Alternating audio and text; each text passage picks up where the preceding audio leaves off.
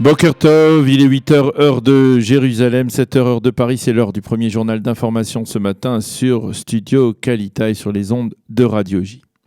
Le Shabbat s'est déroulé dans le calme dans le sud du pays après le tir d'un missile palestinien jeudi soir en direction de la yeshiva de Sderot. Vendredi, les manifestations de Palestiniens le long de la barrière de sécurité ont été plus violentes que d'ordinaire, mais on va dire moins violentes que la moyenne. C'est en tout cas ce que l'on affirme du côté israélien. Dans l'un des cas, des Palestiniens ont réussi à pénétrer en territoire israélien, à franchir donc cette barrière de sécurité, mais ils ont vite fait demi-tour. Vendredi, le patron du Hamas, Ismail Haniyeh, a rencontré l'émissaire de l'ONU, Nicolas Mladenov, et lui a promis de tout faire pour déterminer qui était responsable du tir du missile jeudi soir vers Sderot.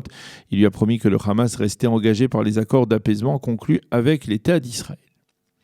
Le Liban et Israël s'apprêtent à entamer des négociations via une médiation américaine afin de déterminer de manière très précise la frontière maritime entre les deux pays. L'objectif de ces pourparlers sera de parvenir à un accord qui permettra de répartir entre les deux pays les richesses énergétiques du sous-sol marin de la Méditerranée à cet endroit. De l'avis des experts, et comme Israël l'a prouvé au cours des dernières années, cette région pourrait renfermer d'importantes quantités de gaz, mais également de pétrole. Il faut rappeler que cette démarche donc de négociation est peu courante dans la mesure où officiellement le Liban et l'État d'Israël sont toujours en état de guerre. Une explosion mystérieuse a été enregistrée hier en Syrie selon le comité de suivi des droits de l'homme syrien, qui est un organisme d'opposition au régime de Bachar el-Assad. 8 soldats syriens ont été plus ou moins sérieusement blessés par cette explosion dans un hangar de munitions situé dans une zone militaire à l'ouest de Damas. Le prince héritier saoudien Mohammed ibn Salman a accusé l'Iran d'avoir attaqué des pétroliers dans le golfe Persique en fin de semaine dernière, ainsi qu'au large des côtes des Émirats il y a de cela un mois. Ibn Salman a affirmé que son pays ne souhaitait pas de confrontation militaire dans la région, mais qu'il n'hésitera pas à réagir à toute menace contre lui.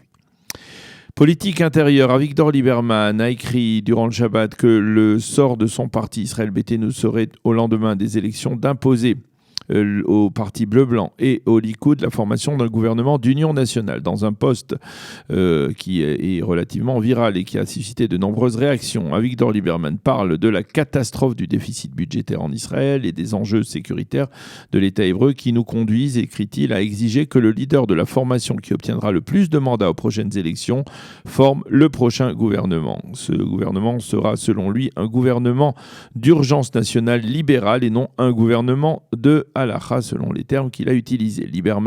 Selon Lieberman, c'est là le souhait de la majorité des habitants de l'État d'Israël. Réagissant à ces propos, le porte-parole du Parti bleu-blanc a déploré que Lieberman ne soit pas parvenu à cette conclusion avant que son parti ne vote en faveur de la dissolution de la 21e Knesset, mais il a précisé que mieux valait tard que jamais. Au Likoud, on clame que Lieberman a dévoilé dans ce poste ses véritables intentions. Il affirme ouvertement qu'il est prêt à rejoindre Gantz et Lapid et former avec eux un gouvernement de gauche, dit-on au Likoud, ceci étant le leader du judaïsme orthodoxe. Yaakov Litzman a déclaré hier soir que le judaïsme unifié de la Torah, son parti, ne siégera que dans un gouvernement dirigé par Binyamin Netanyahou. Il a fait cette précision après des rumeurs sur la possibilité d'une union entre bleu-blanc et les orthodoxes au lendemain des prochaines élections du 17 septembre. Le tribunal de paix de Jérusalem débattra ce matin d'un accord de compromis conclu entre le parquet et Sarah Netanyahou dans le dossier des repas gourmets commandés par l'épouse du Premier ministre à la résidence du Premier ministre rue Balfour à Jérusalem. On considère que le tribunal de paix validera cet accord et condamnera Sarah Netanyahou à une petite infraction de profit d'une erreur d'un tiers sans fraude. C'est le terme exact de cette infraction. Si cet accord est validé, le tribunal condamnera alors Sarah Netanyahou a versé quelques 55 000 shekels d'amende qui seront versés dans les caisses de l'État.